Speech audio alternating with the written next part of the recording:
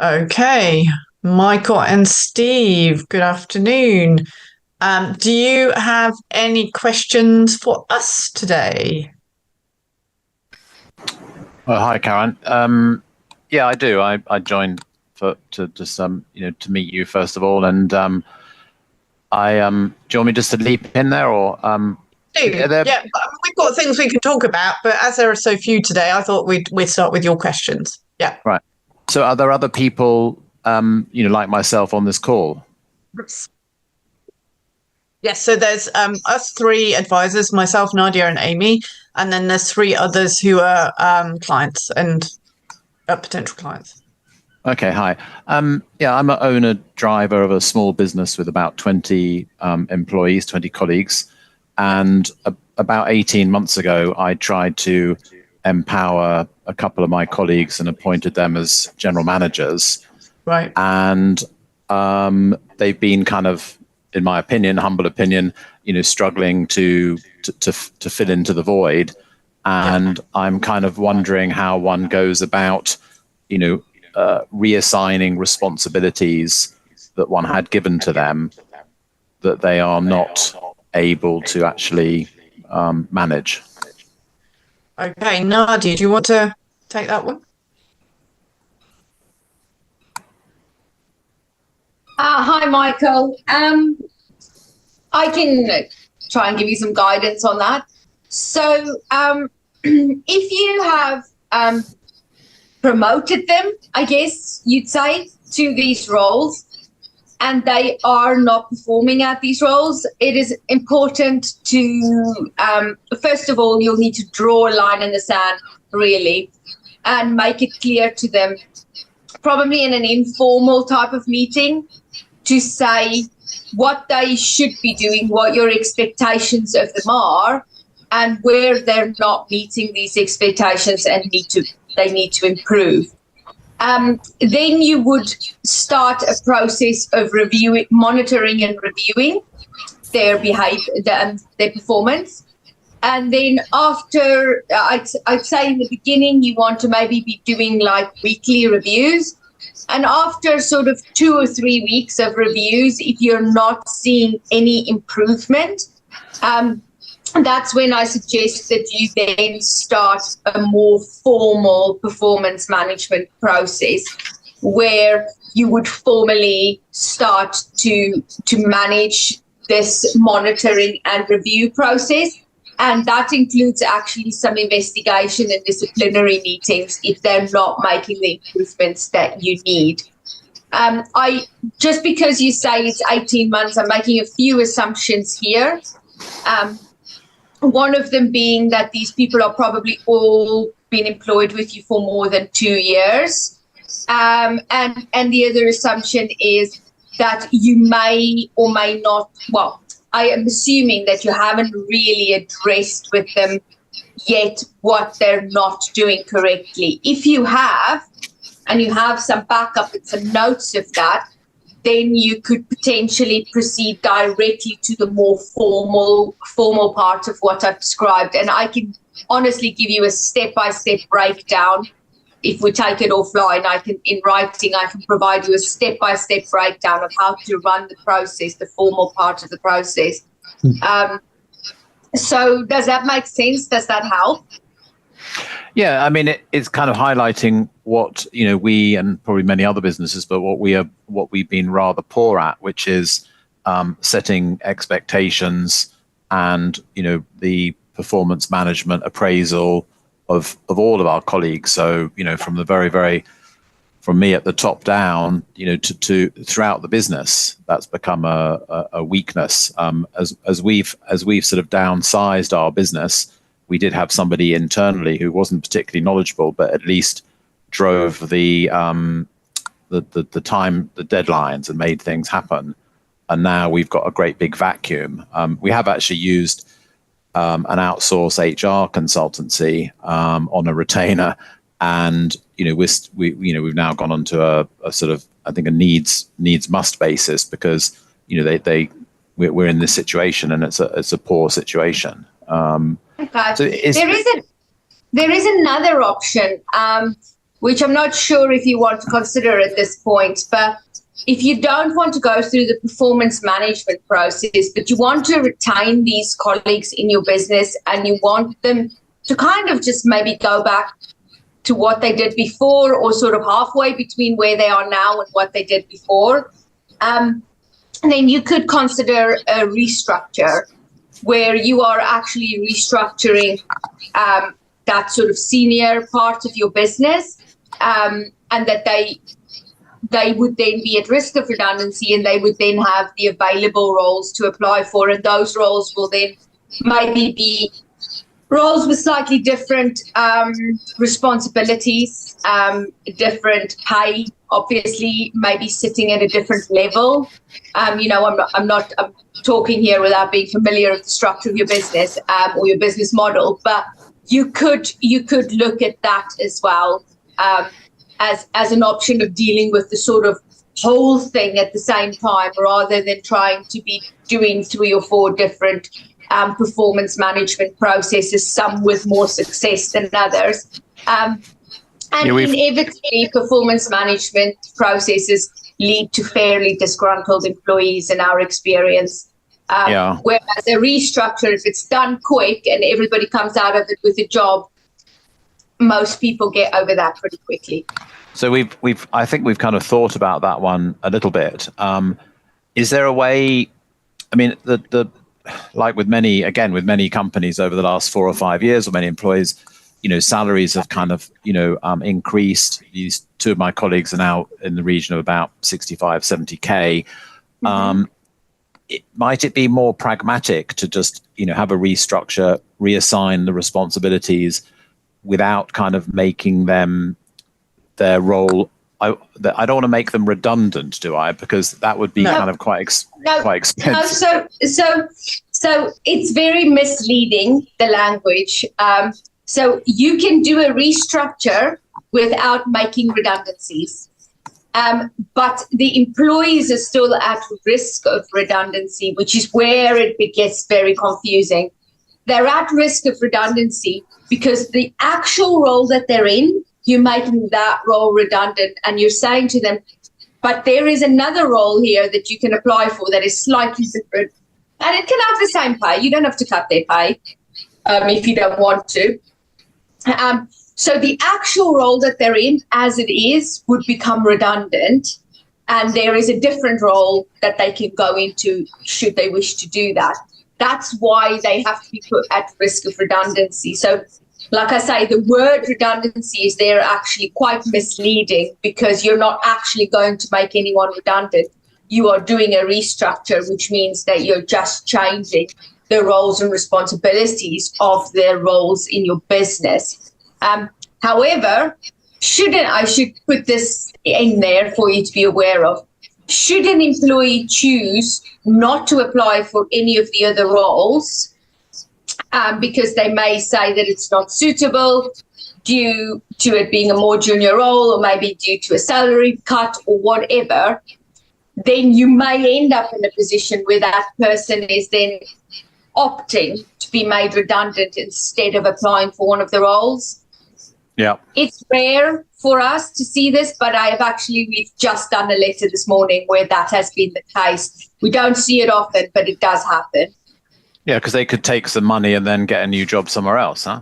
Well, that's the aim. Because if they've got a new job somewhere else, they're not going to sue you for loss of earnings. Yeah. So when we're doing this is like the approach we do with restructuring and redundancies, if there's a redundancies, is we do not do a point scoring system. All of our clients are small businesses. I'm going to say none of you have time to do point scoring systems. What we do is we say to all the staff who are at risk, this is going to be the new organisation chart going forward. Here are the new roles going forward with the hours, with the pay, etc. If you would like to apply, you have a week to apply. Those that don't apply would keep going in the process. It's a 3-week consultation process and would potentially be made redundant at the end of that. And they would be paid their notice period at their actual salary. But the redundancy pay, which is tax-free, is capped. Now, I haven't had to look it up this year. 700, is it? Okay, they get, see, it goes up every April, so it's 700. So even though they're on 65,000, they're only getting £700 per week of employment, per week's money per year of employment, depending on their age. So there, it's not going to be whatever 12 weeks on top of that of 65,000. It's going to be 12 weeks at £700. So it's something to then look at to see what is going to be the best or least cost way of doing it for your business to get the result you need, because it's not going to be free of charge getting the result you need, but what is going to be the best result and who needs to go, who needs to stay. And unfortunately, we can't make people stay, but obviously we can get rid of them without it being a fault dismissal, and therefore there's no comeback from them starting an early conciliation claim, which is what we don't want to have. Does that help a bit, Michael? Yeah, totally. Yeah. And if they have I think we recently introduced a sort of 3-month notice period or something like that, both way, to try and, protect the company from somebody leaving when you didn't want them to leave. Does that affect the redundancy payments if you end up in, or is it just, you've done 10 years of service, so you're going to get, 10 times X? No, it's not. So sorry, Nadia. You go. Okay, so notice period is whatever's in the contract. So if it's 3 months, it's 3 months that you would have to pay. If it's 1 week for every year of service, up to a maximum of 12 weeks, which is a legal minimum, then you would be paying. So if it's 10 years, it could be either 10 weeks or 3 months, whatever is in the contract. Okay, now that does not affect how much is paid on redundancy pay, because that is based on pure length of service, irrelevant of notice period. And it has an adjustment or weighting depending on how old they were when they were working for you. So if you Google the redundancy calculator, there's a I think I've seen it. Yeah, that will tell you exactly how much they should get. Yeah, for the statutory redundancy portion of the payment. Redundancy. Yeah. But then you've got notice and holiday on top, always, not negotiable. Yeah. Sorry for hogging this, Steve. One other question then. We've got a customer services department, and it's got 7 or 8 people in the department. So if we go into the restructuring process, does somebody who's been working for the company longer have any kind of priority when they're applying for a role over somebody who's been there for a shorter period? What your HR company should be doing, and this is what we do with our clients, is working on behind the scenes, making sure that the criteria and the interview questions are set up so that you get the person you want to stay in that role, staying in that role.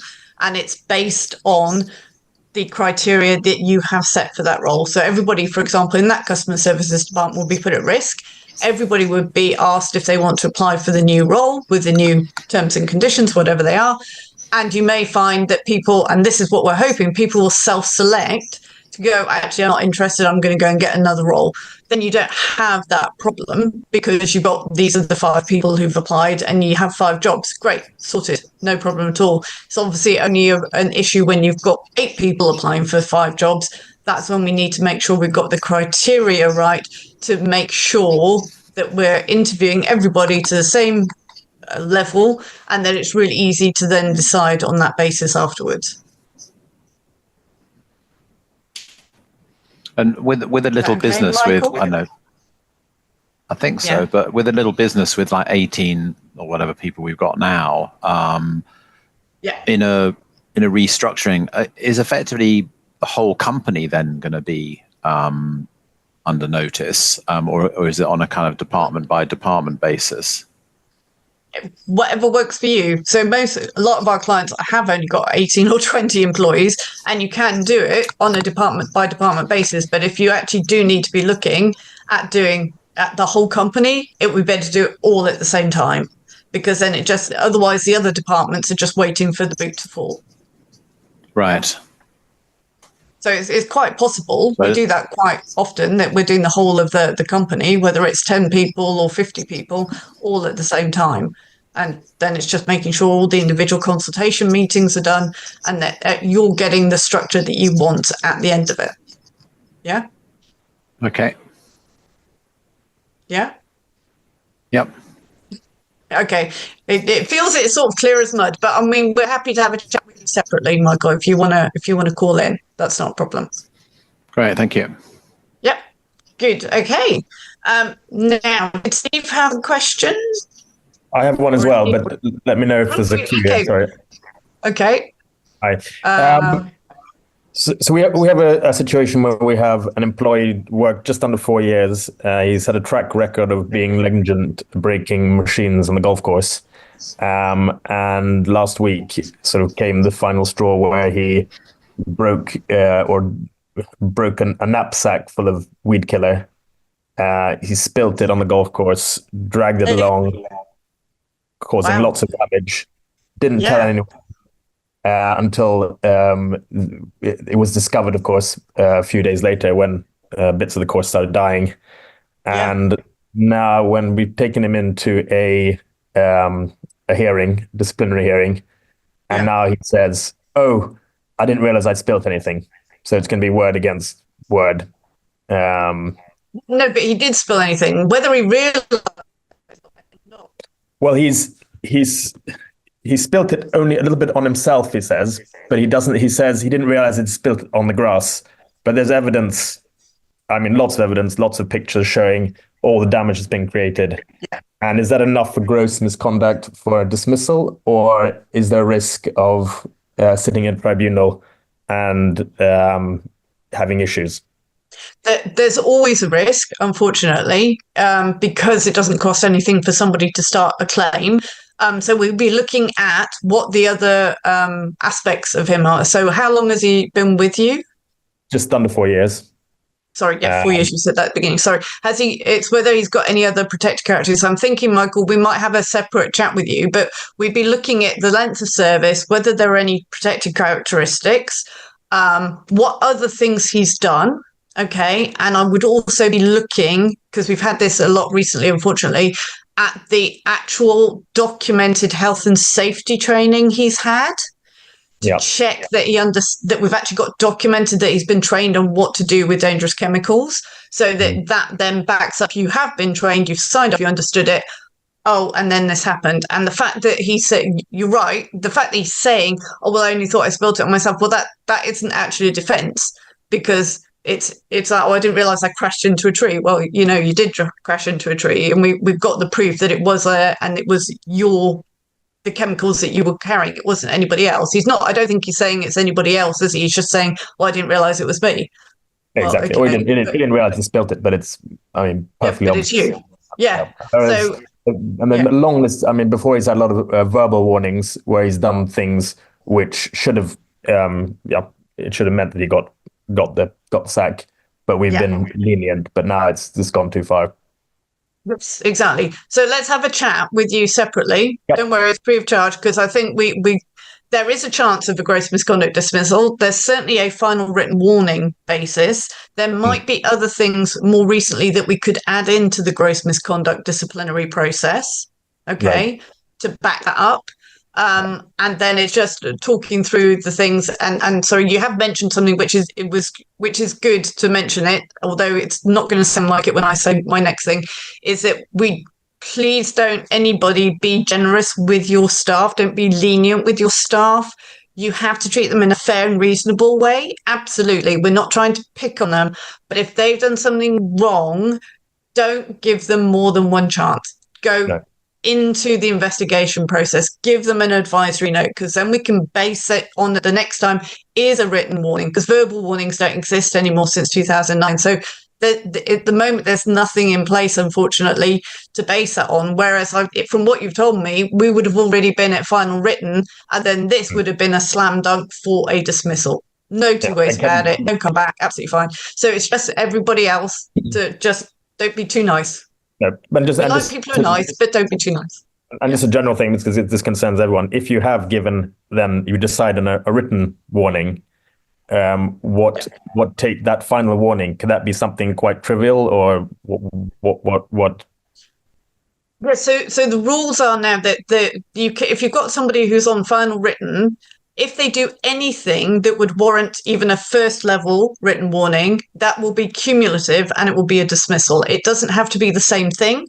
It's just, it's cumulative. So you could have almost three first level warnings for different things, but on top of each other, they would lead to dismissal. And that's one of the few rights we have as employers, that you don't have to have them being awful at punctuality or talking back or anything. It can be individual ones and you still get your dismissal at the end.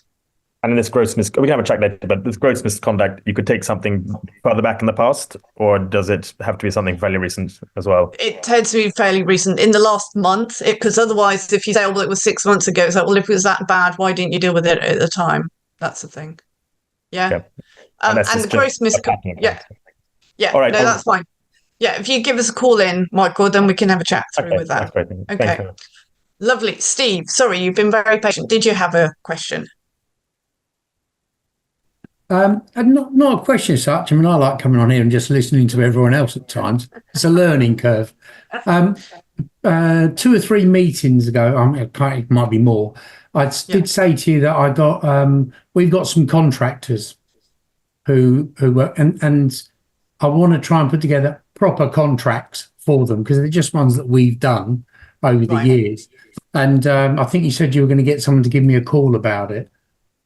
Stuart Dixon, you. Sorry? No, sorry, it was a voice. They're basically they're golf coaches. So they're PGA teaching coaches. Yeah, but they just work for us part-time. They've got their other jobs that they contract to us each year. And I've got one gentleman who is our lead coach, who is on a retainer. Yes. And the others are just paid per session, but he's on an annual retainer. But we haven't got it, for want of a better word, tied up properly. Have you got anything in writing with them? We got some stuff in writing which we can send to you guys, and so you if you send that over, because the best thing with the PGA Pro is to keep it to the minimum. So it should be a service level thing. If you go to the PGA website, they've got really, 13-page document. You really don't need that level. We've kept it sensible and short. The only other one that I've got nothing for is for John, who is our head coach, who's on an annual retainer. That would almost be starting from scratch. But if you send us over what you've got, and then we can say, okay, you need to, we have got a template that we can send you that is for a freelancer, but it could be certainly for the ones that are not on retainer. It's a lot straightforward. It's like, this is what you're going to do, 1 page, sorted. Who do I send it to? If you send it to clients@gaphr.co.uk, and then we've got that, and then whoever's free in the team, we will jump on it with joy. Brilliant. That's good. Just want to get it all tied up for their protection and ours. Yeah, no, absolutely. Yeah, before there's a problem, not after. Yes, absolutely. Good. That's it. Lovely. Good. Okay. So Melanie Drake. 2 questions. I think I know the answer to the first one, but our head of department has queried something with me, so I said I would ask. Benefits start from day 1. Can they be moved to the end of people's probationary period? Yes and no. What benefit? Well, it's not really a benefit, but like pension contributions, you can have them kick in after 3 months, but it can't be any longer than 3 months.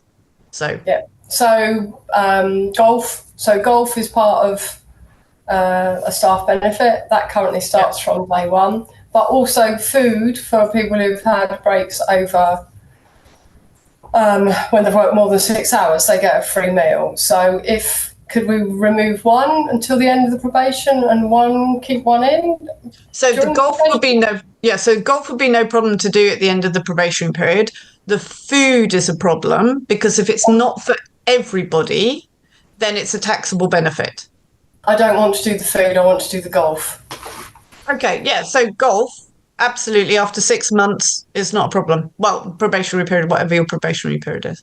Yeah, so will I need to amend that in next April's handbook?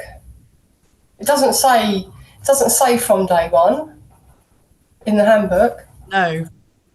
So how have you been doing it so far, Mel? It's just from day 1.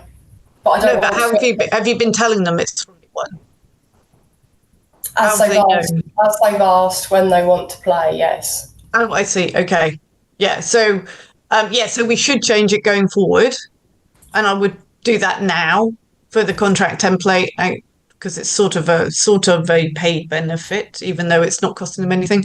And then in the handbook as well. So I would do it now, not wait until April, and then just tell them it's from the end of your probationary period, because it doesn't mention from day one in the contract or handbook, does it? I don't know. It doesn't. It just says it's as a benefit. It doesn't state when it's applied. So could I just do? I've got a separate sheet that I do for the restrictions on the golf. Can I just add it onto there? Because obviously those times for the golf change seasonally, so we don't obviously allow. So if I just change it to say golf from probation completion. Yes, that would be fine. Perfect, I can do that. And then just one, while we're talking about probation, the probation on our contracts say 6 months. So is 6 months, 6 calendar months, or 26 weeks? It's from 6 months. Okay, I would always say it's 6 months from the date that they started. So if they start on the 26th of September, it's the 26th of whatever month is 6 months down the line. Okay, so if I wanted to extend somebody's probation, they're currently on leave, they come back on the 20, it is actually the 26th. The 26th. They started on the 26th of February. Yeah. Can I issue them their extension probation on the 26th of August, which is their first day back from their annual leave? I would send it to them by post and email now. Yeah. Would you? Okay. Just to make sure there's no... Because what if they call in sick on the 26th? Okay. Then you've got a problem. I'm going to say on the other side, the flip side of that, Mel, is I wouldn't be waiting until the last month to extend it. No, I know that, but we've been umming and ahhing for the last 2 weeks, and the ops manager and I have been undecided, and it's kind of like, aren't we? So we started the management process already of, right, you need to be doing these, you need to be doing that. And he's been okay, but the last, 3 or 4 weeks, he's just not very good. And then now he's on leave, there are a few more things that have come up and we've gone, oh, that's not very good, and that's not very good, and that's not very good. Yeah. So that's why it's like, well, I think we still can do it, but I needed to run it past you first. Yeah, no, I would absolutely still do it, but I would do it now, send it to his private email address and send him a letter at home, recorded delivery, or what they call it, special next day delivery, so the expensive one. And then you've got that in writing. So you're going to do it for another 3 months. Is that right? That's right. Yeah. Yeah. Another 3 months. And then we'll see. I'm going to say it sounded like he was going well and then it's undecided. I think if it's anything else other than definite, that it's a quicker decision. It's not whether we should, if we're not definite he should be confirmed, then it definitely is an extension. Yeah. So it's not a definite he needs to go. No, but it's a definite we don't know. Yeah. We don't know. Okay, well then we do need to extend. We need to know one way or the other. Whereas if it was, oh, he's really good, it's absolutely brilliant, I'm so glad he's here, that's fine. That's obvious that he's going to pass probation. But if it's anything less than that, it should be an automatic extension. I'm going to say as well, we tend to be slightly more adamant that if you haven't made it in 6 months, you're not going to. But it's not a tragic if you do another 3 months and then see how it goes. But obviously that will change at an indeterminate point going forward with the new government guidelines that actually we probably won't be. That might become a thing of the past that we can't extend probationary periods. It has to be 6 months, full stop, end of, and then they're yours. And then that makes it a lot clearer, I'm going to guess, to be honest. Okay. So, yeah. Super. Thank you. Lovely. Okay. Any other questions today? I'm going to say, just in case you hadn't noticed, I'm in Berlin. This is my lovely hotel room in Berlin. It's 30 degrees today. I had the windows open and then I realised it was really quite hot. And yes, and I was thinking, oh, what can I do this afternoon? And I'm like, actually, it's a little bit hot. I think maybe I'll stay in my air conditioning for a little bit longer until the evening when I can go sit in a beer garden and drink beer, which would be lovely. So I know it's awful, isn't it? It's a hard life, Mel, but somebody's got to do it. So, yeah. If you were after sympathy, you're not getting it. Oh, I'm going to say I was a little bit gloating there, to be honest. So, but we are all working. So if you want to give us a call in for anything to talk about something that's come up, that's fine. Otherwise, we will see you all next week. Have a lovely Carolyne, weekend. sorry, can I ask a question? Sorry, it's Michael again. Yes, Michael, one of the Michaels. As a client of yours, how much kind of, I don't think hand-holding is the right word, but does your team, is your team able to give? So, for example, we're talking about a restructure, we're talking about an interview process. Is that something that your colleagues can be involved in, or is it something, actually in the interview process, or is it something that you kind of just give us the tools and then we have to kind of do it ourselves?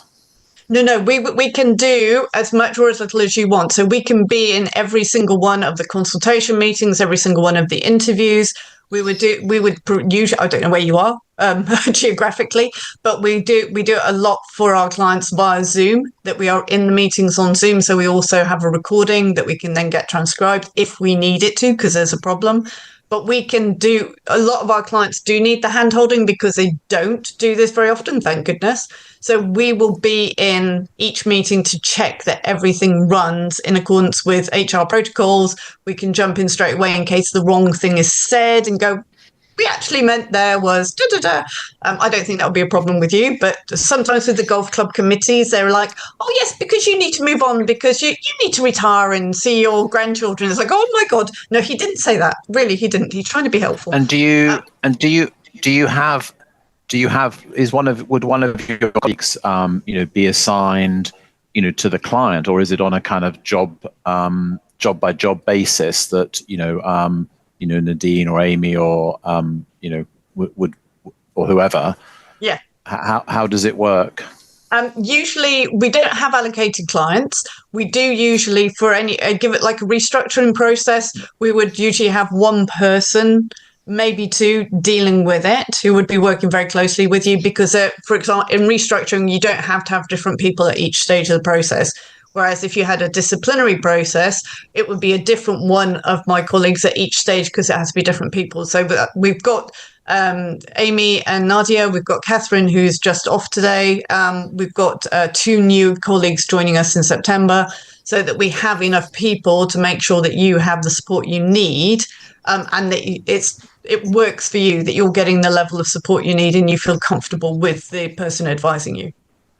And is one of you a lawyer, or do you, when necessary, go out to lawyers? We don't usually need to go to lawyers. We're the ones that you call before you need a lawyer. So you usually only need a lawyer if you've got an Employment Tribunal 1 form. So the actual after early conciliation.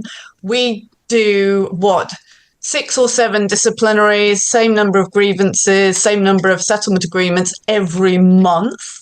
So we are extremely good at making sure the process is followed to get you the resolution you need. And it's, so I'm going to say, we know it better than solicitors, because solicitors don't do it as much as we do. What we're trying to do is to avoid the solicitors as much as possible, and to actually get the resolution for the business that the business needs, whilst being fair and reasonable to the employee. So we're following all the ACAS guidelines, we're following all the case law, we're up on all of that, but we have the freedom to make sure that you get a commercial resolution, rather than getting too bogged down. This sounds slightly awful, too bogged down in the legalities of everything, because actually, what is the best resolution for the business? Let's work towards that, rather than getting caught up in, subparagraphs of interpretation. Yeah. So if I want to have a follow-up, who do I speak to? How does that work? If you call our number, our main number is 01491 598 600, so GAP HR, and then whoever is free, it's going to be Nadia or Amy this afternoon. Probably Nadia would be the best one to give you a call to talk you through stuff, and then we can talk about maybe working together to see whether that's going to work for you, that you get the support you need. Okay, yeah. I'll aim to do that this afternoon, just have a chat with Nadia then. Yeah, lovely. No, brilliant. Great, okay, thank you. Good. Right. Well, thank you, everybody else. Have a lovely weekend, and we'll see you next week. Bye. Thanks for watching. If you want a free tribunal audit of your employment contract and handbook, click the link in the description below.